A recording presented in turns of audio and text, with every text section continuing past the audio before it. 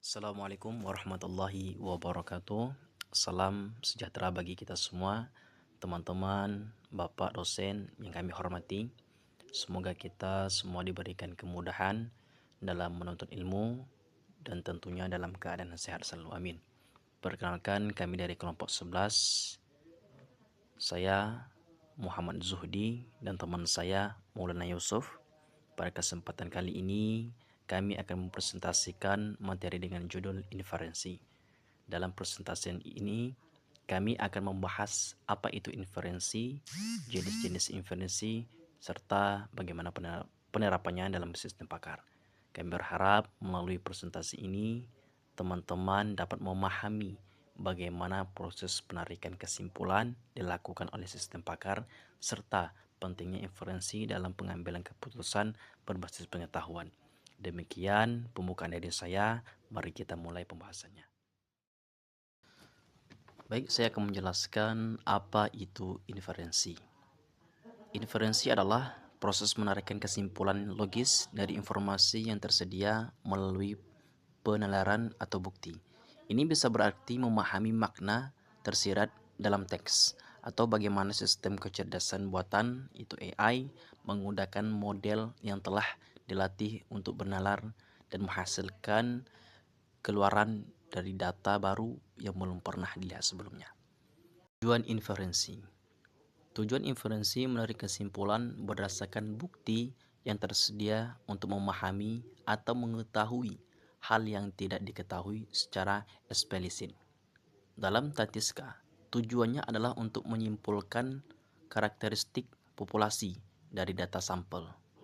Sementara dalam membaca, tujuannya adalah untuk menggabungkan pengetahuan sebelumnya dengan teks guna memahami. Teknik inferensi. Teknik inferensi utama meliputi inferensi deduktif dari umum ke khusus, dan juga ada inferensi induktif dari khusus ke umum, dan juga ada inferensi abduktif, penarikan kesimpulan terbaik untuk paling masuk akal. Selain itu, terdapat juga teknik-teknik lain seperti inferensi statistik berdasarkan data numerik dan inferensi temporal berdasarkan urutan waktu, di antaranya inferensi deduktif. Jenis-jenis inferensi. Yang pertama ada namanya inferensi deduktif. Deskripsi penalaran dari premis umum ke kesimpulan khusus yang pasti benar jika premisnya benar. Ini adalah bentuk penalaran yang logis dan tidak memerlukan bukti tambahan. Contoh inferensi deduktif. Inferensi deduktif dilakukan dari hal umum ke khusus. Contoh, premis pertama, semua burung memiliki sayap. Premis 2, merpati adalah burung. Jadi kesimpulannya merpati memiliki sayap. Logika deduktif ini memastikan kesimpulan pasti benar jika semua premis benar. Inferensi induktif. Deskripsi penalaran dari observasi khusus ke generasi umum. Kesimpulannya tidak pasti, tetapi didasarkan pada pola atau probabilitas. Contoh inferensi induktif. Inferensi induktif dilakukan dari hal-hal khusus ke kesimpulan umum. Contohnya, fakta 1, burung elang bisa terbang. Fakta 2, burung merpati bisa terbang. Fakta 3, burung gagak bisa terbang. Kesimpulannya jadi semua burung bisa terbang.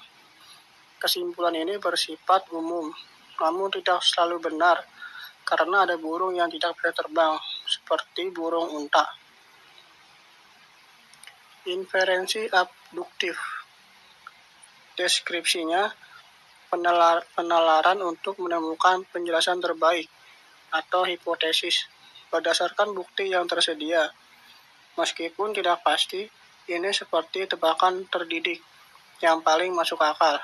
Contoh inferensi abduktif. Inferensi abduktif digunakan untuk menarik kesimpulan paling masuk akal dari data tidak lengkap. Contohnya, fakta, lantai rumah basah. Hipotesis 1, hujan turun dan air masuk ke dalam rumah. Hipotesis 2, ada yang menumpahkan air. Kesimpulannya, kemungkinan besar lantai basah karena hujan. Inferensi ini sering digunakan dalam diagnosis atau investigasi masalah. Contoh inferensi dalam kecerdasan buatan atau AI. Kasusnya sistem pakar kesehatan menerima fakta. Suhu tubuh pasien sama dengan 39 derajat Celcius. Pasien merasa pusing dan batuk. Aturan rule-nya, jika suhu tubuh tinggi dan pasien batuk, maka kemungkinan demam flu. Inferensi atau kesimpulannya, berdasarkan fakta dan aturan, sistem menyimpulkan bahwa pasien kemungkinan mengalami demam flu. Demikian presentasi dari kami mengenai inferensi. Dari penjelasan yang telah disampaikan, dapat kita simpulkan bahwa inferensi merupakan proses penarikan kesimpulan dari sejumlah fakta atau aturan yang ada dan menjadi bagian penting dalam sistem pakar untuk menghasilkan keputusan yang logis dan tepat. Kami berharap penjelasan ini dapat menambah pemahaman teman-teman mengenai bagaimana sistem pakar bekerja, khususnya dalam tahap penalaran. Terima kasih atas perhatian dan waktu yang telah diberikan. Kami juga memohon maaf apabila terdapat kekeliruan dalam penyampaian materi ini. Selanjutnya kami sangat terbuka untuk pertanyaan, masukan, atau didiskusi dari Bapak, dosen, dan teman-teman semua. Assalamualaikum warahmatullahi wabarakatuh.